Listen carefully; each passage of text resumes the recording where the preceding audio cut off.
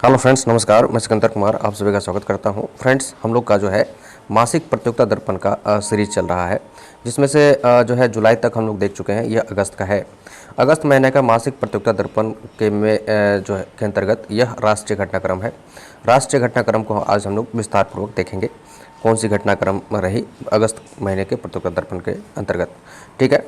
फिर हम लोग अगले वीडियो में अंतर्राष्ट्रीय घटनाक्रम देखेंगे, फिर आर्थिक वाणिज्यिक परिदृश्य देखेंगे, फिर जो है नवीनतम सामान्य ज्ञान से संबंधित जो करंट अफेयर्स होता है उसको देखेंगे।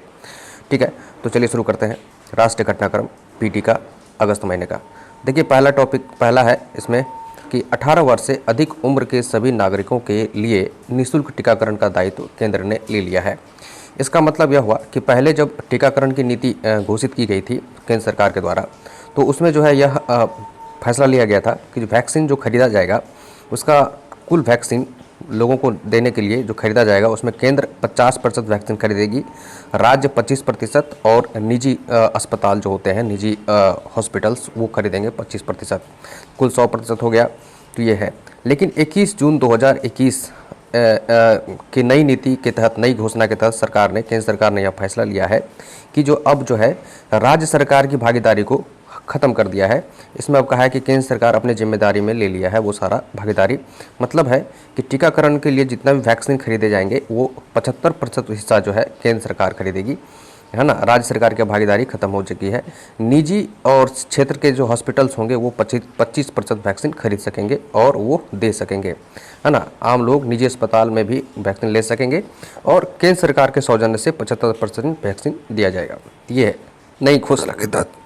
इसमें देखिए, निजी अस्पताल जो टीका देने की जिम्मेदारी मिली है, टीके देने की, वैक्सीन देने की जिम्मेदारी 25%, उसमें वो 150 रुपया लाभ ही कमा पाएंगे, उससे अधिक कम नहीं कमा पाएंगे। यहाँ पर ये बात है ना, कि जितना उसका वैक्सीन का कुल मूल्य है, उससे 150 से अधिक, उसके मूल्य से 150 से अधिक वो नहीं वसूल पाएंगे।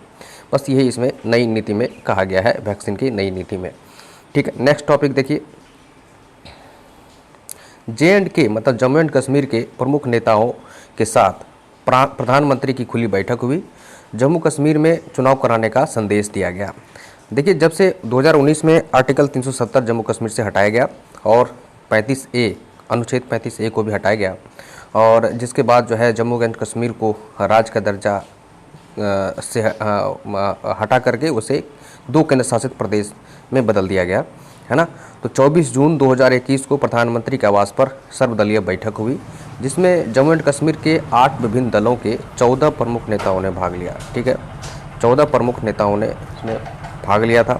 प्रधानमंत्री का स्पष्ट संदेश रहा कि J&K में शीघ्र ही चुनाव करा लिया जाएगा। J&K अभी संघ शासित क्षेत्र है, इसमें शीघ्र ही चुनाव कराने का जो है संदेश दिया गया है। और यह भी कहा गया है इस बैठक में, गृह मंत्री अमित शाह ने कहा कि वहाँ के नेताओं को जो है आश्वासन दिया कि जो है कालांतर में कुछ समय के बाद जम्मू एंड कश्मीर को, है ना, पूर्ण राज्य का दर्जा भी दे दिया जाएगा। ठीक है, तो इसलिए वहाँ पर परिशमन कराने के लिए जो है, और परिशमन में वहाँ के नेताओं से, वहाँ के क्षेत्रीय दलों से जो है सहयोग करने का आह्वान किया गया है। देखिए, अगला है टॉपिक कि 108 अन्य रक्षा उत्पादों के आयात पर प्रतिबंध लगा दिया गया है। ये रक्षा मंत्रालय का निर्णय है, तो कह सकते हैं केंद्र सरकार का भी निर्णय हो गया। तो ये है, तो आयात पर निर्भरता घटाने के लिए और आत्मनिर्भर की दिशा में बढ़ते हुए केंद्र सरकार के फैसला, मतलब आत्मनिर्भर की दिशा में बढ़ते कदम को ध्यान में रखते हुए केंद्र सरकार ने यह फैसला लिया है। और यह फैसला जो है 108 उत्पादों को अभी प्रतिबंधित किया गया, वैसे उत्पाद जो कि रक्षा से रिलेटेड है। इससे पहले भी कुछ उत्पाद को प्रतिबंधित किया गया था, 101 उत्पाद को अगस्त महीने में, 9 अगस्त 2020 को। तो कुल मिलाकर के अभी कितना हो गया, 101 पहले और 108 अभी किया गया, जून महीने में किया गया। तो कुल मिलाकर के हो गया 209 उत्पाद। तो ये उत्पाद क्या है, तो रक्षा से संबंधित जो उत्पाद होते हैं, जो हम यूज करते हैं बाहर से आयात करके, और उस पर जो है कुछ बैन किया गया है, उसको आयात नहीं किया जाएगा, उसको यहीं पर बनाया जाएगा, है ना। रक्षा उत्पाद में आत्मनिर्भर बन पाएंगे, इससे लाभ यही होगा। ठीक है, आत्मनिर्भर बन पाएंगे। यहाँ पर जो है सरकारी कंपनी और निजी कंपनियों की भागीदारी इसके उत्पादन में बढ़ पाएगी, जिससे यहाँ पर रोजगार खुल पाएगा। ठीक है, और हमको जो चाहिए वो भी मिल पाएगा। ठीक है, अभी तक हम आयात पर निर्भर रहा करते थे और हम आत्मनिर्भर बन जाएंगे, यही लाभ होगा। और क्या लाभ होगा? प्रतिबंध उत्पाद जो भी 209 देखें 209 उत्पाद को प्रतिबंधित किया गया, उसमें से कुछ खास उत्पाद है जो कि आयात किया जाता था अभी तक। तो वो जैसे कि 3.5 टन वाले हेलीकॉप्टर्स ये आयात किए जाते थे, मतलब हल्के लड़ाकू विमान वगैरह, borders surveillance system, anti tank guided missile, है ना, आर्टिलरी गन, असाल्ट राइफल, हल्के लड़ाकू विमान, लड़ाकू जलपोत, है ना, मालवाहक विमान, रडार आदि, ये सब हम, है ना, एक जो है आयात पर निर्भर थे। इसको हम जो है केंद्र सरकार फैसला लिया है कि अब हम खुद ही अपने स्वदेश निर्मित ये सब इक्विपमेंट यूज़ करेंगे। ठीक है, अगला देखिए है पिनाका रॉकेट के उन्नत संस्करण का परीक्षण हुआ। पिनाका रॉकेट जो है इसका उन्नत संस्करण मतलब न्यू टेक्नोलॉजी से लेस जो है पिनाका रॉकेट का जो है ये किया गया, परीक्षण किया गया डीआरडीओ के द्वारा। कहाँ किया गया? तो ये स्वदेशी रॉकेट है, पिनाका स्वदेश निर्मित रॉकेट है, जिसका परीक्षण 24 और 25 जून को ओडिशा के चांदीपुर एकीकृत परीक्षण रेंज में किया गया। एकीकृत परीक्षण रेंज का मतलब है कि इसको हम इंग्लिश में ITR कहते हैं, इंटीग्रेटेड टेस्टिंग रेंज, है ना। ये उड़ीसा में, उड़ीसा के चांदीपुर में है, उड़ीसा के तटवर्ती किनारे में, है ना, समुद्र के किनारे में, बंगाल की खाड़ी के किनारे में। तो 45 किलोमीटर दूर तक मारक क्षमता है इसका, है ना, ये पिनाका रॉकेट का। इस रॉकेट का जो विकास किया है वो किया है दो संस्था है, ARDE पुणे, है ना, ARDE संस्था जो है इसको विकास किया है। ARD का मतलब हो गया आर्मामेंट, है ना, रिसर्च एंड डेवलपमेंट एस्टेब्लिशमेंट, ये संस्था है, ये सब बनाती है ना, रॉकेट वगैरह इक्विपमेंट वगैरह सब बनाती है। ठीक, DRDO का अनुषंगी संस्था भी इसको आप कह सकते हैं, DRDO के लिए काम करती है। एक है हैमरल मतलब high energy materials research laboratory, ये दोनों संस्था मिल करके इसको बनाया है पिनाका को। पिनाका का मतलब होता है भगवान शंकर का धनुष, उस धनुष के नाम पर ही, भगवान शंकर के अस्त्र के नाम पर ही इसका नाम रखा गया है। ठीक है, ये है। तो पिनाका का सीरीज श्रेणी पहले से चल रहा आ रहा है, ये जो है उन्नत किस्म का है पिनाका, जो अभी जो किया गया है उन्नत संस्करण का परीक्षण किया गया है। ठीक है, ये है।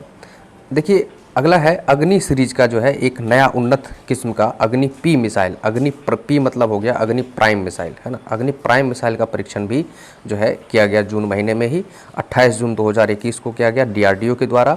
ठीक है, ओडिशा के बालासोर तट पर अवस्थित डॉक्टर APJ अब्दुल कलाम द्वीप के से जो है इसको सफल परीक्षण किया गया, 28 जून को किया गया। ये है अग्नि पी का मतलब हो गया अग्नि प्राइम, मतलब अग्नि श्रेणी का जो रॉकेट है उसका सबसे उन्नत किस्म इसको कहा गया है। यह अग्नि श्रेणी का सबसे उन्नत किस्म है, ये है। तो अग्नि सीरीज का अभी तक में जो है अग्नि 1, अग्नि 2, अग्नि 3, अग्नि 4, अग्नि 5 आ चुका है, ये है। एवं अत्याधुनिक नई पीढ़ी का मिसाइल है ये अग्नि पी। मारक क्षमता जो है इसका 1000 से 2000 किलोमीटर तक है।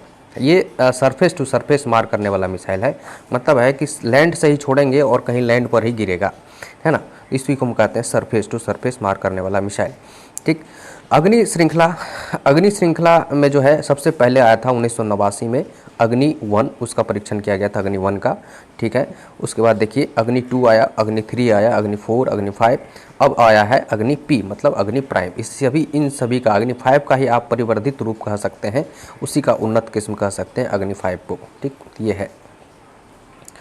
तो नेक्स्ट देखिए पहला स्वदेश निर्मित विमान वाहक युद्धपोत विक्रांत, है ना, अगले वर्ष भारतीय नौसेना में शामिल होने की संभावना है। ये कोचीन शिपयार्ड द्वारा इसका निर्माण किया जा रहा है, ये निर्माणाधीन है। ये रक्षा मंत्री राजनाथ सिंह जब वहाँ पर इसकी समीक्षा करने गए थे तो वहाँ पर इन्होंने कहा कि जो है 2022 तक में जो है इसको भारतीय नौसेना में शामिल कर लिया जाएगा। ठीक है, तो ये कोचीन शिपयार्ड के द्वारा इसको बनाया जा रहा है विक्रांत को, और यह स्वदेश निर्मित पहला जो है युद्धपोत होगा। मतलब विमान वाहक युद्धपोत का मतलब यह होता है कि वैसा युद्धपोत बहुत बड़ा जो है जलीय जहाज होता है जिस पर बहुत सारे विमान और मिसाइल वगैरह एस्टेब्लिशमेंट हो सकते हैं, ताकि युद्ध होने के दौरान जलीय क्षेत्र से ये अपना मोर्चा संभाल सके। ठीक है, इसमें करीब 62 पराक मिसाइलें तैनात हो सकता है ना, और बहुत सारे जो लड़ाकू विमान होते हैं वो भी इसमें तैनात हो सकते हैं इसके ऊपर में। समझिए समुद्री जो है एक मोहल्ला हो जाएगा, समुद्री जो है एक बहुत बड़ा क्षेत्र हो जाएगा। ठीक, समुद्र में तैरता हुआ एक शहर समझ सकते हैं ये है। यह देश का पहला स्वदेश निर्मित पोत होगा। नौसेना में विक्रांत के शामिल होने से भारतीय नौसेना के पास अब 2 विमान वाहक पोत हो जाएगा। तो 2 विमान वाहक पोत हो जाएगा, तो ये INS विक्रांत 2022 में शामिल होगा तब न 2 होगा। तो अभी फिलहाल एक तो है, तो वो कौन सा है, तो वो है आपका INS विक्रमादित्य। ये 2013 में से शामिल किया गया था INS विक्रमादित्य को। ठीक, इससे पहले INS विराट भी था, तो जो कि रिटायर हो चुका है। तो अब तो उसका जो रिटायर हो चुका है तो उसका कोई गिनती है नहीं, है ना। तो ये चीज़ है, ये चीज़ है। INS विक्रांत भी देखिए, ये स्वदेश निर्मित INS विक्रांत है, लेकिन एक 1957 ईस्वी में INS विक्रांत नाम का ही जलीय पोत था, भारत सरकार खरीदी थी ब्रिटेन से। वो भी रिटायर हो गया 1997 में। उसको तो ध्वस्त भी कर दिया गया, उसको तोड़ फोड़ करके दूसरा चीज़ भी बना लिया गया है। लेकिन उसी के नाम पर ये पहला, इसमें भी एक जीके पूछा जा सकता है आपको कि भारत जो है पहला विमान वाहक युद्ध पोत जो है कौन था भारत का, तो वो था विक्रांत, जिसे 1957 में भारत ने ब्रिटेन से खरीदा था। लेकिन वो विदेश निर्मित था। तो भारत खुद का जो स्वदेश निर्मित है, तो उसका भी नाम जो है भारत इसी के नाम पर रखा, जो कि पहला युद्धपोत खरीदा गया था भारत के द्वारा INS विक्रांत, उसी के नाम पर रखा है। चूँकि अब विक्रांत तो अब है नहीं, उसको तो अब 97 में रिटायर करके तोड़ दिया गया, ब्रिटेन वाला जो विक्रांत है, तो उसी के नाम पर इसका नाम, स्वदेश वाला का नाम रख दिया विक्रांत। ठीक है, ये है।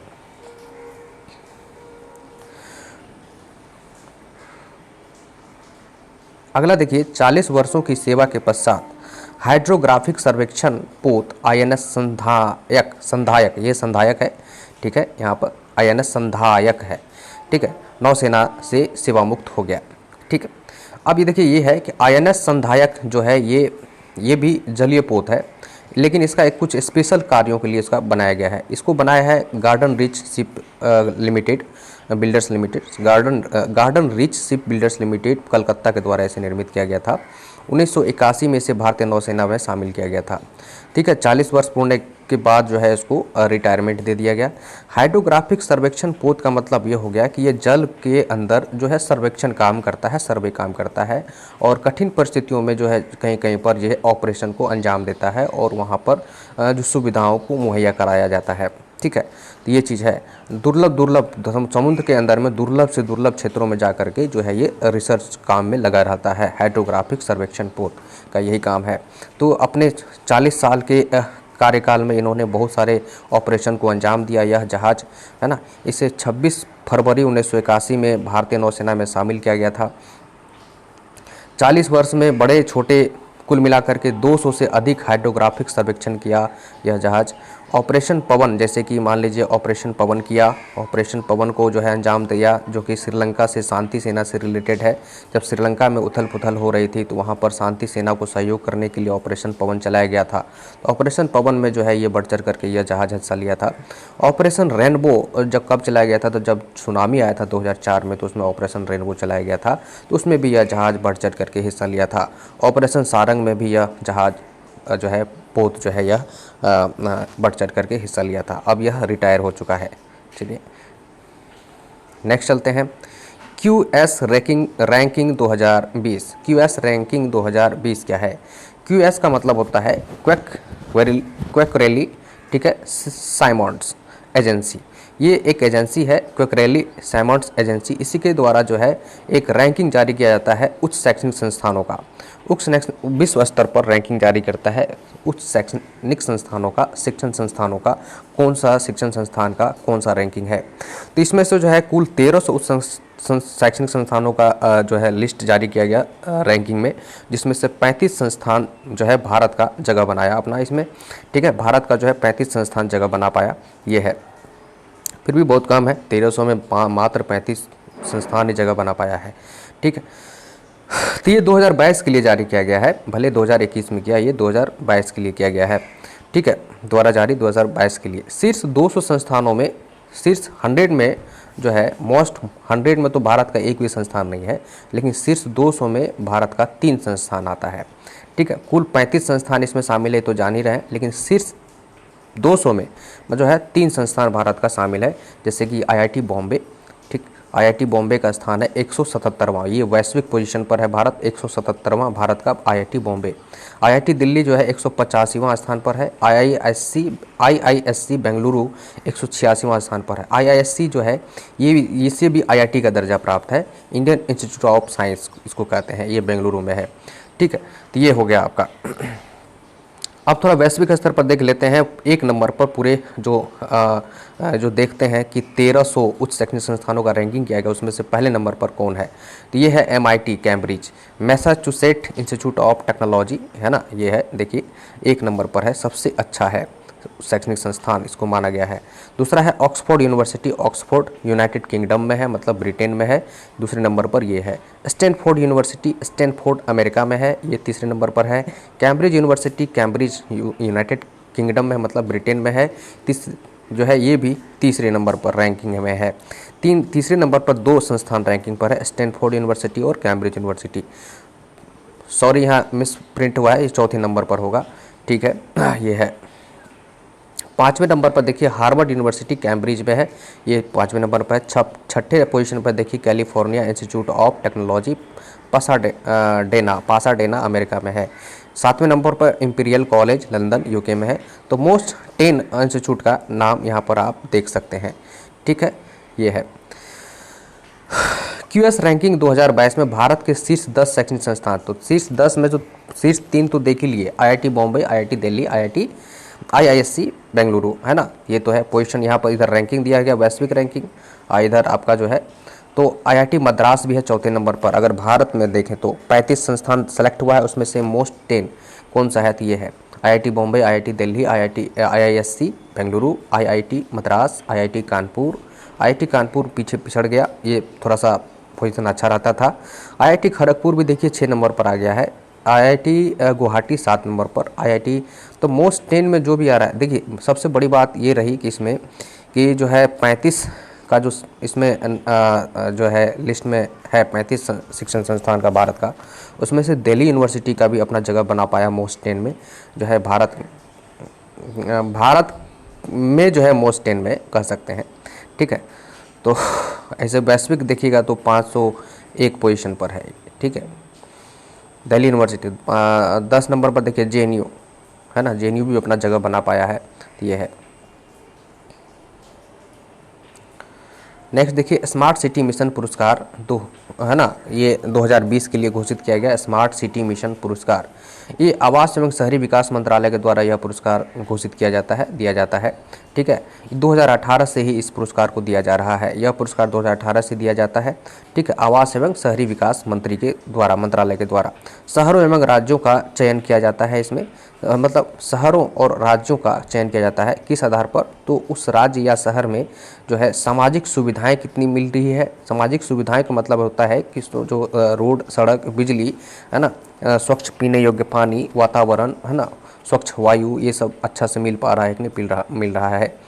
सामाजिक सौहार्द है कि नहीं है, गवर्नेंस, गुड गवर्नेंस है कि नहीं, भ्रष्टाचार अधिक तो नहीं है, कानूनी व्यवस्था सही है कि नहीं, ये सब चीज़ को देखा जाता है। शहरी वातावरण, स्वच्छ पेयजल, स्वच्छता, शहरी प्रबंधन के आधार पर यह जो है स्मार्ट सिटी का जो है पुरस्कार दिया जाता है शहरों को या राज्यों को।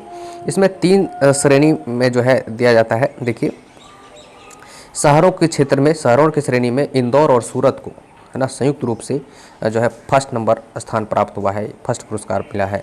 संयुक्त रूप से पहला स्थान प्राप्त हुआ है किसको, इंदौर और सूरत को, शहर की श्रेणी में। अब राज्यों की श्रेणी में सबसे पहले नंबर पर उत्तर प्रदेश को यह पुरस्कार प्राप्त हुआ है, स्मार्ट सिटी मिशन पुरस्कार। ठीक है, दूसरे नंबर पर रहा मध्य प्रदेश, तीसरे नंबर पर रहा जो है तमिलनाडु। ठीक, ये राज्यों की श्रेणी में हुआ। केंद्र शासित प्रदेशों की श्रेणी में अगर देखते हैं स्मार्ट सिटी पुरस्कार के में जो है कौन सा जगह बना पाया, तो चंडीगढ़ फर्स्ट स्थान पर जगह बना पाया। स्मार्ट सिटी लीडरशिप पुरस्कार भी एक दिया जाता है, लीडरशिप पुरस्कार, स्मार्ट सिटी लीडरशिप पुरस्कार। तो वो लीडरशिप पुरस्कार लेने में कौन कामयाब हुआ, तो अहमदाबाद। ठीक है, फर्स्ट स्थान पर अहमदाबाद, दूसरे स्थान पर वाराणसी, तीसरे स्थान पर Ranchi, leadership, smart city leadership पुरस्कार में को लेने में। तो इस तरह से यह स्मार्ट सिटी पुरस्कार था, आवास एवं शहरी विकास मंत्रालय के द्वारा दिया जाता है। अब देखिए नेक्स्ट है स्वर्ण आभूषणों की हॉल मार्किंग अनिवार्य कर दिया गया है। केंद्र सरकार का यह निर्णय है। हॉल मार्किंग जो है ये दिया जाता है भारतीय मानक ब्यूरो के द्वारा जारी किया जाता है। भारतीय मानक ब्यूरो क्या करता है कि ताकि जो है लोगों के साथ धोखाधड़ी ना हो, कंज्यूमर के साथ धोखाधड़ी ना हो, ग्राहकों के साथ धोखाधड़ी ना हो, इसको लेकर के जो है यह जो है मानक भारतीय मानक ब्यूरो के द्वारा जो है एक चिन्ह दिया जाता है, हॉलमार्क है ना, दिया जाता है। तो इसमें अब स्वर्ण आभूषण के जो विक्रेता होते हैं, ज्वेलर्स, तो उनको जो है ये अनिवार्य कर दिया गया कि अब जो भी ज्वेलर्स आभूषण बेचेंगे उनको जो है अपनी शुद्धता का पहचान देना होगा, हॉलमार्क देना होगा, अन्यथा उस पर कार्रवाई होगी। ठीक है, तो ये है। अभी तक हॉलमार्किंग स्वैच्छिक था, मतलब कोई भी ज्वेलर्स लगा सकता था, हॉलमार्किंग दे सकता था, उसकी मान्यता ले सकता था, नहीं भी ले सकता था। तो लेकिन अब क्या हो गया, 16 जून 2021 से इसे अनिवार्य कर दिया गया है। ठीक है, अनिवार्य कर दिया गया है 16 जून 2021 से। और इसमें क्या हो पाएगा, तो ठगी की रोकथाम हो पाएगी, ठगी नहीं हो सकेगा, ग्राहकों को लूट मार नहीं हो सकेगा, ग्राहक ठगाएंगे नहीं, ये है।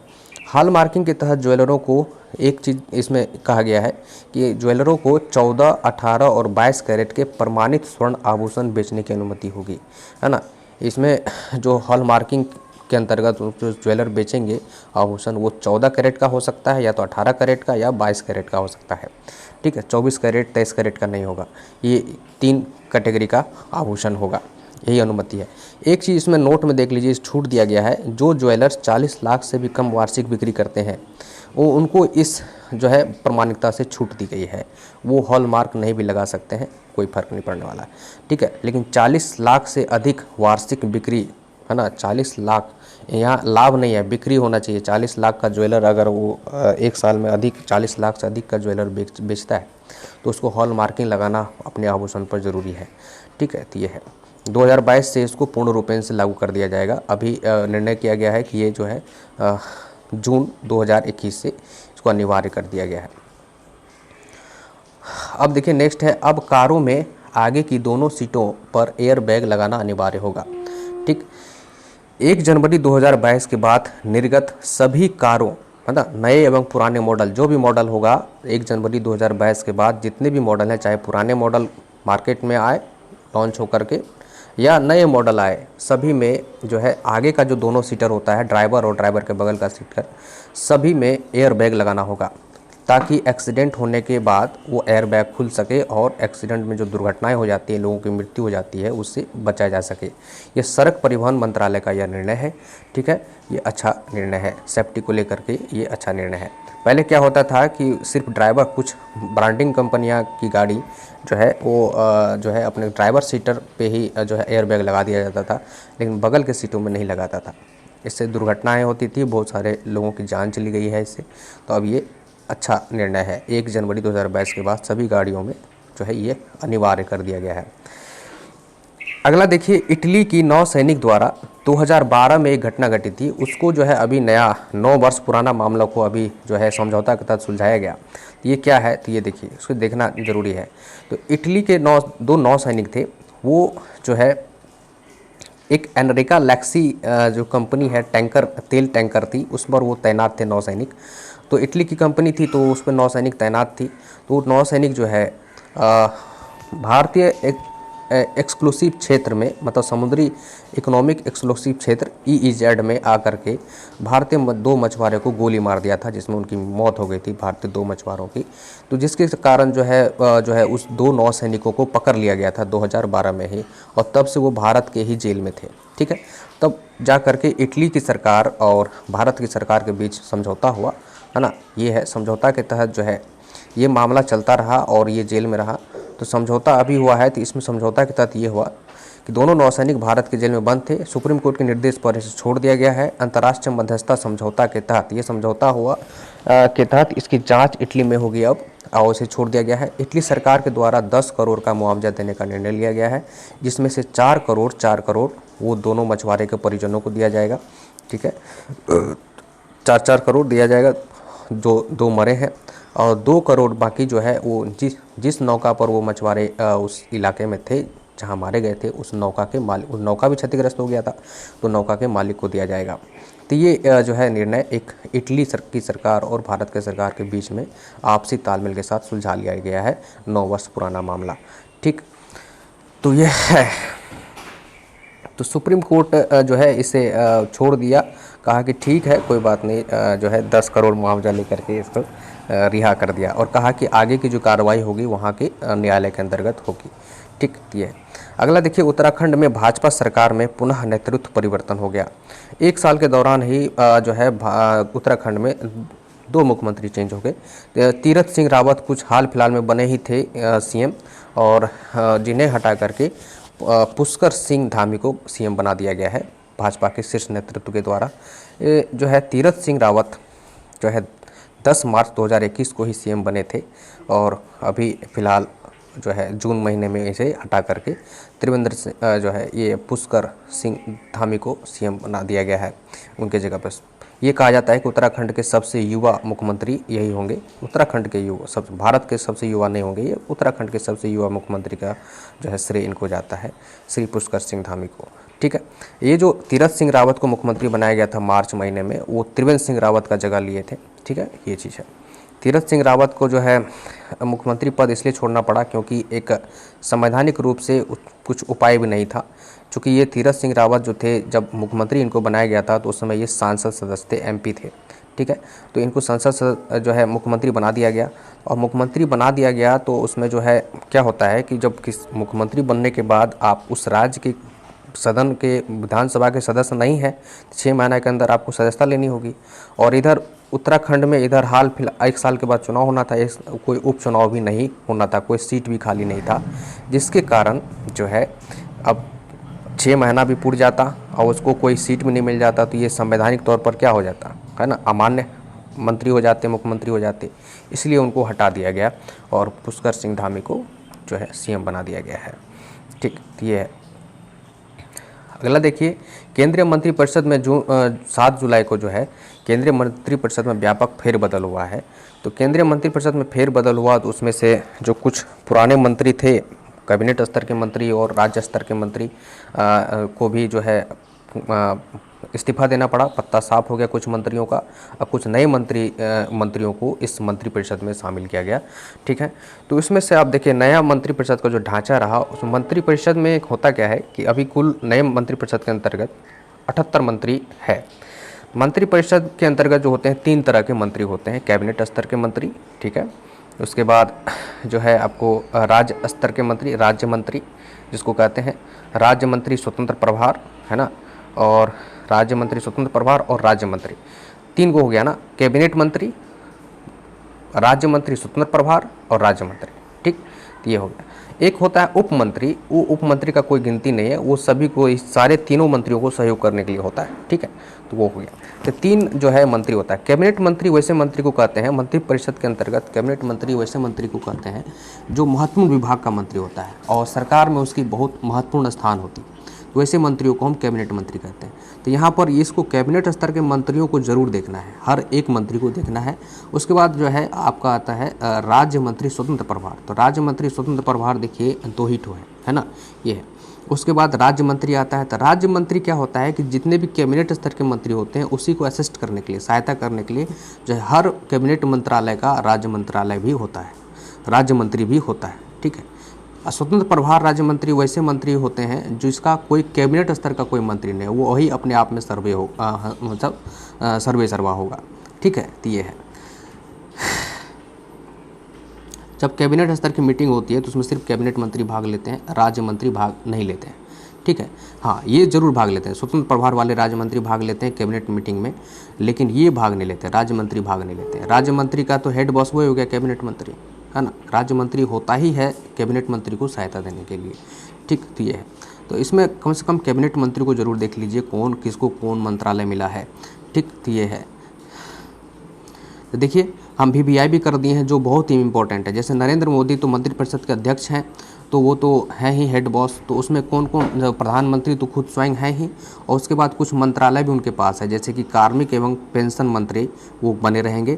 कार्मिक जो है मंत्री मतलब स्टाफ मंत्री उसको कहते हैं, और पेंशन मंत्रालय साथ में वो रखते हैं। परमाणु ऊर्जा विभाग उन्हीं के पास है, अंतरिक्ष विभाग उन्हीं के पास है। ठीक है, तो ये चीज़ है। और वैसे विभाग जो किसी भी मंत्री को नहीं सौंपा गया है वो भी उन्हीं के पास रहेगा, ये चीज़ है। कैबिनेट स्तर के मंत्री में देखिए राजनाथ सिंह का जो है मंत्रालय नहीं बदला गया, रक्षा मंत्री पहले भी थे, अभी भी रक्षा मंत्री बने हुए हैं। अमित शाह पहले भी गृह मंत्री थे, अभी भी गृह मंत्री बने हुए हैं, और साथ में वो सहकारिता मंत्री भी हैं, है ना, कोऑपरेटिव मंत्री, कोऑपरेटिव सहकारिता, है ना, ये नितिन गडकरी सड़क परिवहन एवं राजमार्ग मंत्री पहले भी थे, अभी भी हैं, और भी अन्य मंत्री भी इनको प्राप्त था, वो मंत्रालय का पद इन्हें छोड़ना पड़ा, लेकिन सड़क परिवहन मंत्री ये बने हुए हैं। निर्मला सीतारमण वित्त मंत्री पहले भी थी, अभी भी हैं, कॉरपोरेट मामले के मंत्री भी अभी इन्हें बनाया गया है। मनमुख मंडाविया, देखिए ये इंपॉर्टेंट है, जहाँ जहाँ VVI कर दिए उसको जरूर देखिएगा। मनमुख मंडाविया ये जो है आपका, देखिए ये नए मंत्री हैं, इनको नए को शामिल किया गया। ये स्वास्थ्य मंत्री इन्हें बनाया गया है। ये जो है हर्षवर्धन का स्थान इन्होंने लिया। डॉक्टर हर्षवर्धन को जो है का पत्ता साफ हो गया, उन्हें इस्तीफा देना पड़ गया था मंत्रिपरिषद से। तो रसायन एवं उर्वरक मंत्री भी इन्हें बनाया गया। दो मंत्रालय इन्हें सौंपा गया है, एक स्वास्थ्य मंत्रालय का, दूसरा रसायन व उर्वरक मंत्रालय का। ठीक है। नरेंद्र तोमर देखिए कृषि किसान मंत्री हैं, कृषि एवं किसान मंत्री हैं। S जयशंकर विदेश मंत्री है ना, S जयशंकर। अर्जुन मुंडा आदिवासी मामलों के मंत्री हैं। पीयूष गोयल पीयूष गोयल पहले रेल मंत्री थे, इन्हें रेल मंत्री इनसे छीन लिया गया और इन्हें वाणिज्य व उद्योग मंत्री बनाया गया है। उपभोक्ता मामलों का मंत्री बनाया गया है। खाद्य एवं सार्वजनिक वितरण मंत्री PDS सिस्टम का जो मंत्री होता है उसमें इनको बनाया गया, और कपड़ा मंत्री का भी भार इन्हें दिया गया है। ठीक है। रेल मंत्री छीन लिया गया, लेकिन बहुत सारा मंत्रालय इनको दे दिया गया है, ये भी बात है। स्मृति ईरानी महिला एवं बाल विकास मंत्री इनको बनाया गया। देखिए अभी हम जितना ही बोल रहे हैं सब कैबिनेट स्तर के मंत्री की बात कर रहे हैं। कैबिनेट स्तर के मंत्री, सारे मंत्रियों को देखना बहुत जरूरी है, भले आप राज्य स्तर के मंत्री ना देखें, लेकिन कैबिनेट स्तर के मंत्री जरूर देखिए। ठीक है। तो ये है प्रहलाद, देखिए धर्मेंद्र प्रधान को शिक्षा मंत्री बनाया गया, ये इंपॉर्टेंट है ना। पोखरियाल की जगह धर्मेंद्र प्रधान को शिक्षा मंत्री बनाया गया, और साथ ही साथ कौशल विकास एवं उद्यमता मंत्री भी इनको बनाया गया है। ठीक है। तो ये है। प्रहलाद जोशी को देखिए संसदीय मामलों के मंत्री इनको बनाया गया है, और कोयला मंत्रालय का भी भार इन्हें सौंपा गया है। नारायण राणे को देखिए MSME मंत्री बनाया गया है। नारायण राणे को, MSME का मतलब होता है माइक्रो स्मॉल और मीडियम इंटरप्राइजेज, मतलब है कि सूक्ष्म लघु और मध्यम किस्म के जो उद्योग होते हैं उसके मंत्रालय, नारायण राणे को MSME मिनिस्टर बनाया गया है। ठीक। आगे देखिए डॉक्टर वीरेंद्र कुमार को सामाजिक न्याय व अधिकारिता मंत्री बनाया गया है। ठीक। ये है वीरेंद्र कुमार को सामाजिक न्याय और, यहाँ कहाँ गया भाई, सामाजिक न्याय और अधिकारिता मंत्री बनाया गया है। ठीक। सर्बानंद सोनोवाल को देखिए बंदरगाह मंत्री, जहाजरानी, जलमार्ग मंत्री बनाया गया है। पहले ये मंत्रालय नितिन गडकरी के पास था, अब नितिन गडकरी से ये मंत्रालय जहाजरानी व जलमार्ग मंत्रालय जो है उसे ले लिया गया है। ठीक है। और इनको दे दिएगा सर्बानंद सोनोवाल को। मुख्तार अब्बास नकवी देखिए इनको अल्पसंख्यक कल्याण मंत्री बनाया गया है, पहले भी थे, अभी भी उसी मंत्रालय पर बने हुए हैं। गिरिराज सिंह ग्रामीण विकास मंत्री के पद पर हैं, और पंचायती राज मंत्री भी इन्हें बनाया गया है। ज्योतिरादित्य सिंधिया ये नए मंत्री हैं भाजपा के सरकार में, तो ये है नागरिक उड्डयन मंत्री, इनको बनाया गया है, एविएशन मिनिस्टर, है ना। ये है रामचंद्र प्रसाद सिंह, ये बिहार के हैं, RCP सिंह JDU से हैं, है ना, तो इन्हें इस्पात मंत्री बनाया गया है। अश्विनी वैष्णव इन्हें रेल मंत्री बनाया गया है, पीयूष गोयल से रेल मंत्रालय छीन करके इन्हें दे दिया गया अश्विनी वैष्णव को। और साथ ही साथ इनको संचार मंत्री भी बनाया गया, है ना, संचार मंत्री। इलेक्ट्रॉनिक्स व सूचना प्रौद्योगिकी मंत्री भी बनाया गया, IT मिनिस्टर पहले था आपको जो है रविशंकर प्रसाद सिन्हा के पास, उनसे वो मंत्रालय छीन करके इन्हें ही सौंप दिया गया। तो अश्विनी वैष्णव को भी हम VVI किए हैं। देखिए बहुत सारा मंत्रालय, इंपॉर्टेंट मंत्रालय इनको दिया गया है। रेल मंत्री भी बनाया गया है इनको, संचार मंत्री भी बनाया गया है, संचार मंत्री। ठीक है। और इलेक्ट्रॉनिक्स व सूचना प्रौद्योगिकी मंत्री का भार। पशुपति पारस देखिए खाद्य प्रसंस्करण मंत्री, है ना, फूड प्रोसेसिंग मिनिस्टर इनको बनाया गया है। पशुपति पारस लोजपा से बिलोंग करते हैं। ठीक है। ये है लोजपा जो NDA का घटक दल है, भाजपा का सहयोगी दल है कह सकते हैं। गजेंद्र शेखावत देखिए जल शक्ति मंत्री।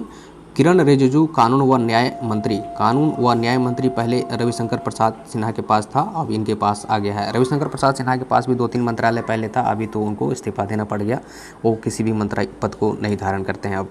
ठीक है। तो ये है देखिए किरण रिजिजू हो गया कानून व न्याय मंत्री। RK सिंह ऊर्जा मंत्री बनाए गए हैं, वैकल्पिक ऊर्जा मंत्री। भूपेंद्र यादव श्रम मंत्री, पर्यावरण मंत्री। अनुराग ठाकुर युवा कल्याण व खेल मंत्रालय इनको दिया गया है, और सूचना व प्रसारण मंत्री बनाया गया है। सूचना और प्रसारण मंत्री पहले प्रकाश जावड़ेकर थे, अब वो प्रकाश जावड़ेकर को भी से भी इस्तीफा ले लिया गया है। अब वो प्रकाश जावड़ेकर भी कोई भी मिनिस्टर नहीं है, तो जो है वो अनुराग ठाकुर को दे दिया गया है। युवा कल्याण और खेल और सूचना व प्रसारण मंत्रालय, ठीक, ये है। जी किशन रेड्डी को संस्कृति मंत्री बनाया गया, पर्यटन मंत्री बनाया गया है। और उत्तर पूर्वी विकास मंत्री, उत्तर पूर्वी क्षेत्र के विकास को लेकर के जो जिम्मेदार होंगे ये मंत्री जी किशन रेड्डी। पुरुषोत्तम रूपाला को डेयरी विकास, मतलब दूध से संबंधित व्यवसाय को विकास को लेकर के जो डेयरी विकास, पशुपालन और मछली पालन का मंत्री बनाया गया है। महेंद्र नाथ पांडे को भारी उद्योग मंत्री बनाया गया है। तो ये था कुछ कुल जो है आपका कैबिनेट स्तर के मंत्री, ये थे कुल कैबिनेट स्तर के मंत्री। अब देखिए स्वतंत्र प्रभार वाले राज्य मंत्री कौन है, तो दो हैं। एक है राव इंद्रजीत सिंह, ये सांख्यिकी एवं कार्यक्रम क्रियान्वयन मंत्री हैं, योजना मंत्री हैं, कॉरपोरेट मामले के राज्य मंत्री हैं, ठीक, ये है। जितेंद्र सिंह विज्ञान तकनीकी मंत्री, स्वतंत्र प्रभार है, विज्ञान तकनीकी मंत्री जितेंद्र सिंह है। उसके बाद पृथ्वी विज्ञान मंत्री भी जितेंद्र सिंह है। पीएमओ का जो भार देखेंगे ये जितेंद्र सिंह ही देखेंगे, पीएमओ राज्य मंत्री का दर्जा इनको है। कार्मिक एवं पेंशन विभाग जो कि प्रधानमंत्री के पास मंत्रालय होता है, कार्मिक और पेंशन विभाग, तो उनके भी राज्य मंत्री का दर्जा इनको प्राप्त है, ठीक है। तो राज्य मंत्री होता ही है कैबिनेट स्तर के मंत्री को सहायता देने के लिए। परमाणु ऊर्जा विभाग जो कि प्रधानमंत्री के अधीन होता है, उसका भी काम को ये देख पाएंगे राज्य मंत्री होने के नाते जितेंद्र सिंह, ठीक, तो ये है। अब देखिए राज्य मंत्री के अंतर्गत कुछ जो है इम्पोर्टेंट को देख लेना है। राज्य मंत्री के अंतर्गत जो है आपका देखिए, जैसे हम टिक मार दिए कौन कौन राज्य मंत्री को देखना है, तो ये देखिए निशित प्रमाणिक गृह राज्य मंत्री हैं, युवा कल्याण व खेल राज्य मंत्री है, ठीक है। गृह राज्य मंत्री का मतलब ये हो गया कि गृह मंत्री अमित शाह को ये सहयोग करेंगे, ठीक है। अश्वनी चौबे देखिए उपभोक्ता मामलों के राज्य मंत्री हैं, उपभोक्ता मामलों के जो कैबिनेट स्तर के मंत्री उससे ये सहयोग करेंगे। उसके बाद देखिए जनरल वीके सिंह, सेवानिवृत्त जनरल वीके सिंह, ये सड़क परिवहन एवं राजमार्ग राज्य मंत्री हैं। इसका मतलब है कि ये नितिन गडकरी को, कैबिनेट स्तर के जो मंत्री हैं नितिन गडकरी सड़क परिवहन मंत्री, उनको सहयोग करेंगे। नागरिक उड्डयन मंत्री, नागरिक उड्डयन राज्य मंत्री भी हैं, इन्हें बनाया गया है। तो इसका मतलब है कि ज्योतिरादित्य सिंधिया को भी यह सहयोग करेंगे, ठीक है। रामदास अठावले सामाजिक न्याय और अधिकारिता राज्य मंत्री हैं, ठीक है। नित्यानंद राय जो कि अपने बिहार से हैं, ये गृह राज्य मंत्री हैं, मतलब है कि ये भी अमित शाह को, गृह मंत्री को, कैबिनेट स्तर के जो गृह मंत्री हैं अमित शाह, उनको सहयोग करेंगे। तो इस तरह से ये कुछ जो है आपका मंत्री, नए मंत्रिपरिषद का ये कुछ स्ट्रक्चर है, ढांचा है। इसको ज़रूर देख लीजिएगा एक बार, जो टिक किए हैं, वीवीआई किए हैं, उसको ज़रूर नोट कर लीजिएगा, ये बहुत अच्छा रहेगा, ठीक है। इस वीडियो में बस थैंक यू, थोड़ा लंबा हो गया, कुछ इन्फॉर्मेशन ज़्यादा था, इसके लिए जो है सॉरी, थैंक यू, धन्यवाद। फिर नेक्स्ट वीडियो हम लेकर के आ रहे हैं अंतर्राष्ट्रीय घटनाक्रम का, तब तक के लिए थैंक यू।